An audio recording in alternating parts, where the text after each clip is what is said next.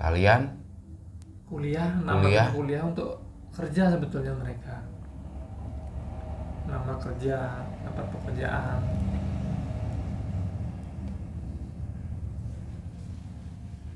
korelasinya apa kuliah untuk bisa kerja? Karena kalau tidak dipungkiri untuk bekerja itu membutuhkan ijazah memang aku. Jadi persyaratannya Memang kompetensi. dengan tanpa ijazah nggak bisa bekerja? Bisa, tapi rata-rata di perusahaan-perusahaan itu, jadi untuk skill yang mereka punya itu harus disertifikasi dia. Betul. Nah, kuliah mendapat ilmu itu ada pengakuan dengan sertifikasi, dengan ijazah, dengan transkrip. Nah, udah ada kompetensinya itu, baru dia bisa melamar untuk mendapatkan kerja.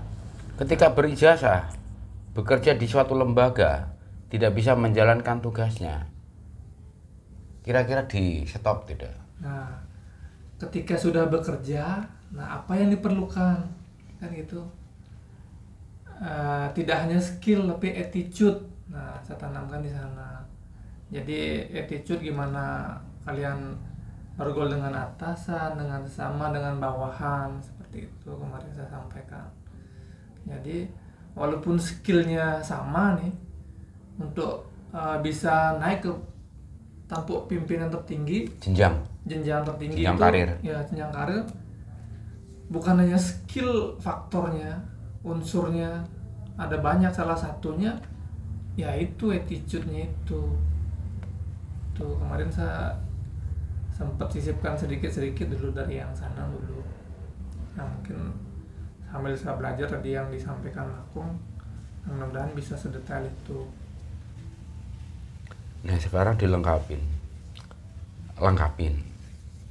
Bagong suka melengkapi saja agar makin tajam untuk menusuknya, untuk mengena ke ulu jiwa ketulusan. Perlunya kita belajar di akademik perguruan tinggi itu adalah pencapaian objektivitas penalaran itu dulu. Tanpa mencapai objektif penalaran yang baik, rusak punya skill apapun.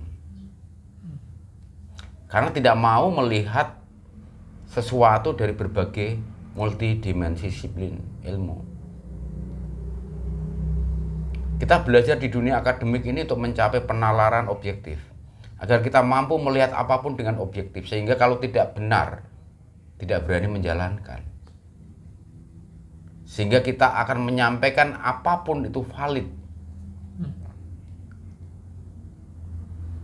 Kalau masalah sertifikasi itu nomor sekian menurut Bakum, itu formalitas birokratif, ya kan? Karena sertifikasi ini hanya formalitas. Ketika seseorang yang lulus dari dunia perguruan tinggi tidak memiliki objektivitas penalaran, jadinya egois. Baru mengerjakan satu proyek aja dia merasa kerja sendiri. Nah, ini rusaknya di situ. Baru dikasih tugas melebihi overtime saja merasa dibebani. Iya kan? Makanya sebetulnya yang utama ditekankan adalah bagaimana mencapai objektivitas penalaran, maka diwajibkan membuat skripsi. Maka harus menjalankan metodologi riset. Karena harus menyampaikan aneka hal yang valid. Sumber aja tidak boleh satu sumber, tapi dari berbagai sumber untuk diambil validitas datanya, untuk bisa disampaikan pada presentasi keilmiahannya ke sana. Orang kalau sudah memiliki objektivitas penalaran, maka nyambunglah dia. Pasti dia menjaga objektivitas penalaran itu dalam berucap, dalam menulis, dalam bersikap. automatically attitude-nya jalan.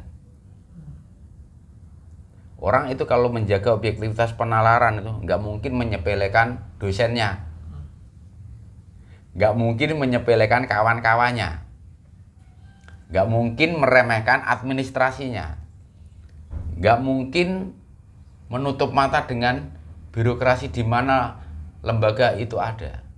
Tidak mungkin dia itu menjelek-jelekan alma maternya, kan begitu. Dengan demikian, karena sudah memiliki objektivitas penalaran, maka hasil skripsinya oke, skillnya pasti ditingkatkan. Dia di bidang informatika, apakah dia di programmer, apakah di IT-nya, ya kan? Atau di spesialisasi lainnya, kan pasti satu disiplin yang diambil. Nah, dalam mempertanggungjawabkan spesialisasinya, maka dengan bekal objektivitas penalaran ini, dia makin bertanggung jawab. Ingat, dia yang bawa siapa, mendaftarnya dengan siapa, caranya bagaimana, tanggung jawabnya apa, kewajibannya apa, bukan hanya sekedar menuntut hak. Ini indahnya di sana nanti. Nah, untuk mencapai objektivitas penalaran ini, mahasiswa kita ini tidak boleh sembarangan membuang waktu. Kuliah sudah ada diktatnya, sudah ada modulnya, sudah ada silabusnya, tinggal mengkaji, menganalisa, kemudian mempertanggungjawabkan pada sivitas akademiknya, pada PA-nya, pada pembimbingnya, pada pembimbing skripsinya, pada dosen pengarahnya, pada ketua jurusannya, kepada dekannya, kepada rektornya, sebelum nanti terjun ke masyarakat. Sebab begitu kita lolos, punya sertifikat sarjana, sudah punya sertifikasi nih, ya kan, tanpa mempertanggungjawabkan objektivitasnya, kan selesai. Maka banyak yang gagal. Itulah di perusahaan-perusahaan itu tidak langsung merekrut beli Surya sebagai tenaga ahli, tetapi honorer dulu, resourcing, dimagangkan dulu. Kalau kedokteran ini pasti ada asisten dosen dulu, ada praktek lapangan 2 tahun, baru bisa nanti diwisuda sebagai dokter, ya kan? Setelah jadi dokter, mengambil spesialis, kuliah lagi. Jadi asisten dokter ini berat sekali, karena totalitas harus mempelajari apa yang menjadi spesialisasinya. Mungkin spesialisasi mata, mungkin internis, mungkin onkologi, mungkin patologi, ya kan, ke sana. Dan ini setiap jenjang harus bisa menyuguhkan hasil riset partisipasinya.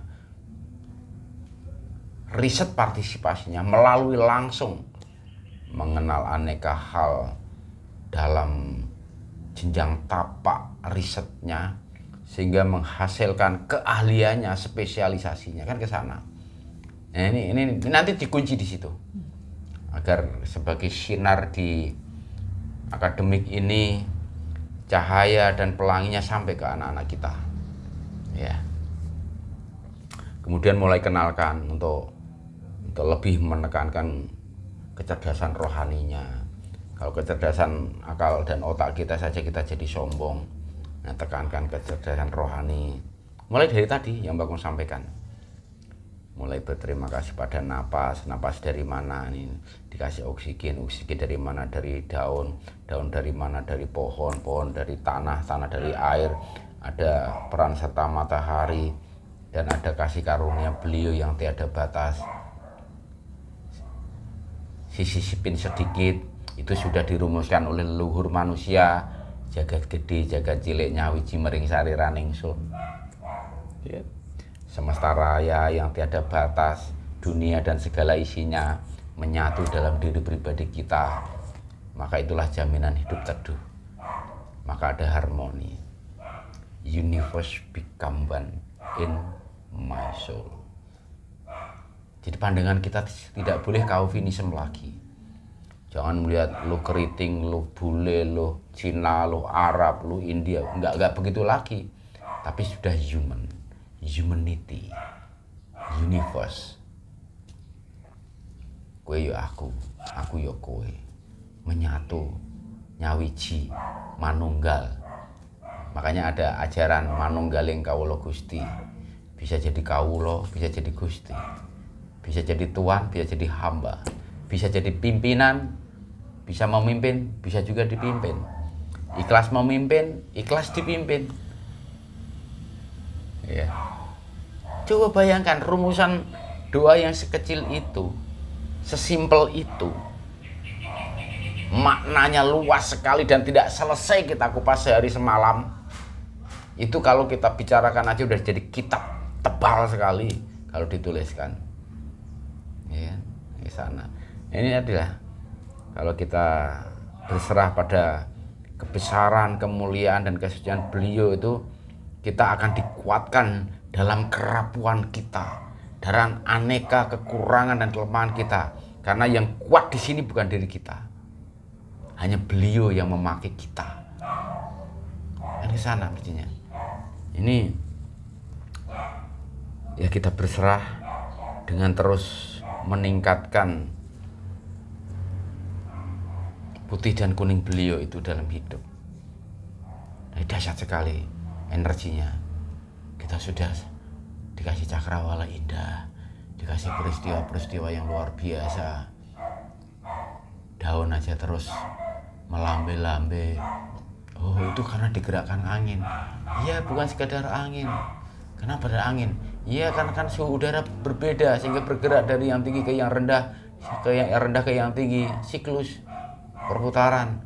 Nah, makanya ada galaksi, ada atmosfer, ada berbagai macam gerakan yang sifatnya molekul, hukum atom, hukum fisika, hukum antariksa, wah, hukum galaksi, banyak sekali. Ini kecerdasan akal yang dilengkapi dengan kecerdasan rohani, maka melahirkan kearifan, melahirkan ketulusan, melahirkan keikhlasan, dan yang dicapai adalah harmoni. Galaksi segitu banyaknya nggak ada yang tubrukan loh nih. Harmoni. Maka kalau manusia memikirkan ini planet nanti saling bertubrukan, itu orang congkak, orang jahat sekali, yang tidak tercerahkan, yang tidak mencapai kecerdasan rohani. Tetapi yang ada adalah kecerdasan akal, kecerdasan otaknya, yang adanya menduga-duga, mereka-reka, wah, melebihi BMKG gitu kan ramalannya. Enggak boleh. Kalau kita memang mengandalkan kesucian dan kemuliaan beliau, yang ada adalah harmoni. Disharmoni itu terjadi ketika keinginan ragawi melebihi kemauan rohani yang beliau sertai, yang beliau sucikan dan muliakan, seperti kesucian dan kemuliaan beliau. Dan sangat ditegaskan dengan warna putih dan kuning itu tadi. Setiap kita lihat efek kuning dan putih, beliau ini indah sekali ya, menyampaikan kasihnya yang tiada batas. Karena kadang-kadang kita kan berebes milih di situ. Kenapa kita menangis? Mengapa setiap kita merenungkan kesucian dan kemuliaan beliau kita menangis?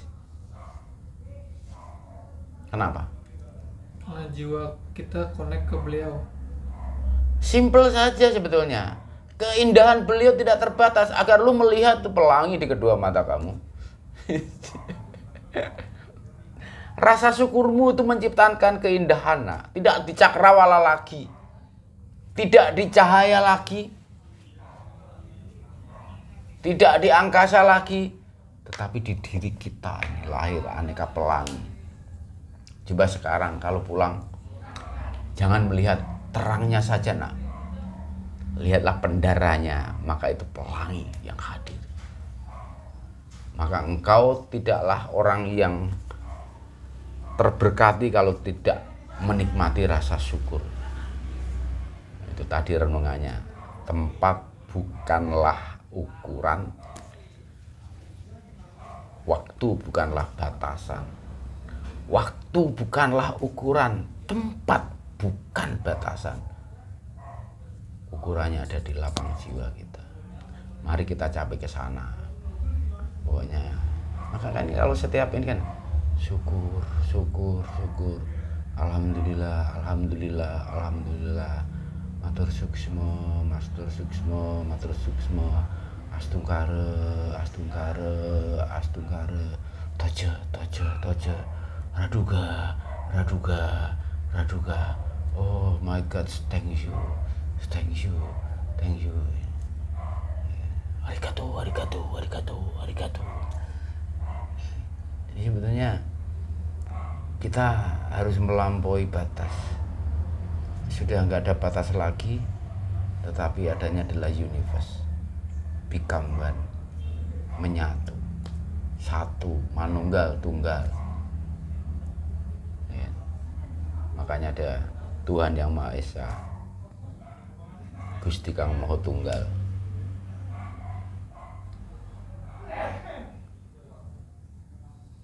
Itu renungannya.